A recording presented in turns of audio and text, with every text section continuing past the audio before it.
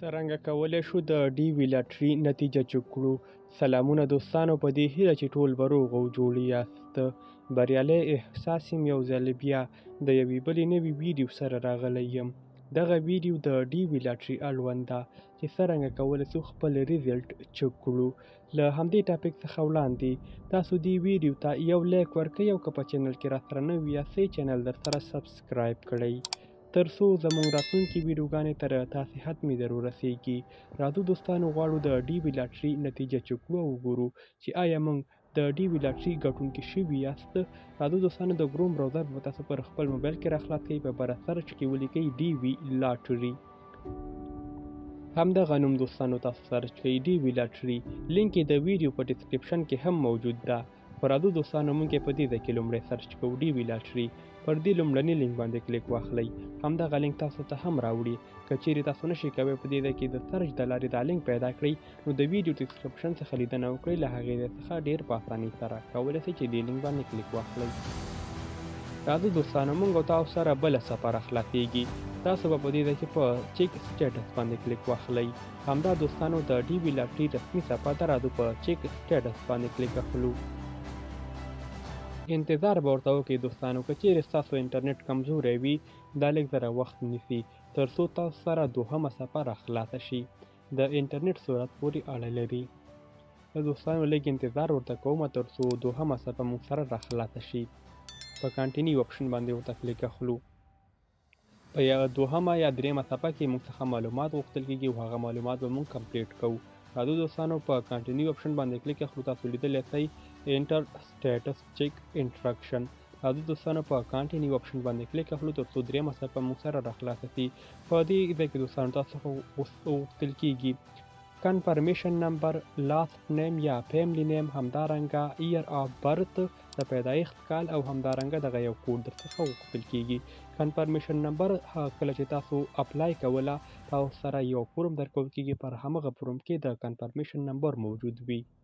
تاسو به لومړی د کنفرمیشن نمبر را کاپي کوئ او له هغې نه وروسته به یې دلته پیسټ کړئ. ما الریډي د کنفرمیشن نمبر کاپي کړی ده. زه دوستانو راځم دا کنفرمیشن نمبر له دې څخه کاپي کوم تر څو دلته بیا په اسانۍ سره پیسټ کړم. دا دوستانو کنفرمیشن نمبر ده. په دې ویډیو کې ټوله طریقه درته درښایم. که چیرې کنفرمیشن نمبر تاسو څخه هیر شوی وي هغه طریقه هم درته درښایم چې څرنګه یې ترلاسه کولی شو. په دې ځای کې دوستانو خپل لاست نیم ولیکئ یعنې تخلص ولیکئ. لکه څرنګه چې تاسو ثبت نام کړی پر همغه ډول دا فورم ډکئ. پیدایښت کال ولیکئ. په دې ځای کې دوستانو دغه کوم کوډ چې تاسو ته لیکلی همدا په دې ځای کې کنفرم کړئ. ما د دوستانو 5001 دغه کوډ یې ما ته لیکلی. تاسو پر مختلف ډوله کوډونه لیکل کېږي. هماغه به تاسو ولیکئ او بیا به پر سبمیټ اپشن باندې کلیک واخلئ.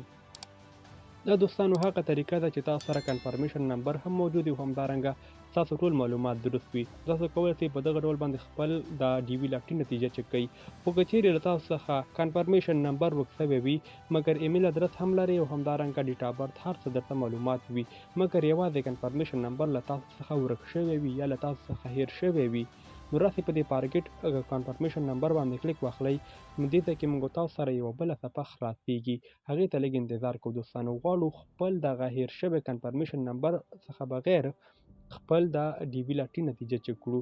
په دې ځای کې دوستانو تاسو خپل نوم ولیکئ، لاست نیم لکه څرنګه چې تاسو ثبت نام کړی ده همغه نوم به ورته ورکئ. تاسو ته به معلوم وي چې ما ثبت نام په کوم نوم باندې کړی ده. لومړی لاست نیم یعنې تخلص ورکئ او په دې ځای کې فرست نیم ولیکئ، خپل لومړنی نوم. پر همدې ډول ورو دوستانو ما ولیکل احساس او لاندې ځای کې مو لیکه بریالی احساس یعنې پوره فول نیم. راځو دوستانو په دې ځای کې به خپل ډیټ آف برت ولیکئ.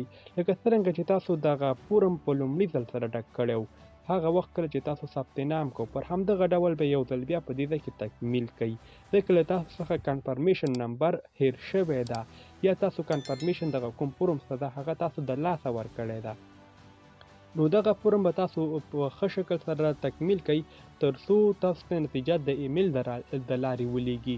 یعنې تاسو ته به نتیجه او نتایج هر څه د ایمیل د لارې ولیږل شي او تاسو به په اسانۍ سره خپل نتایج چک کړئ.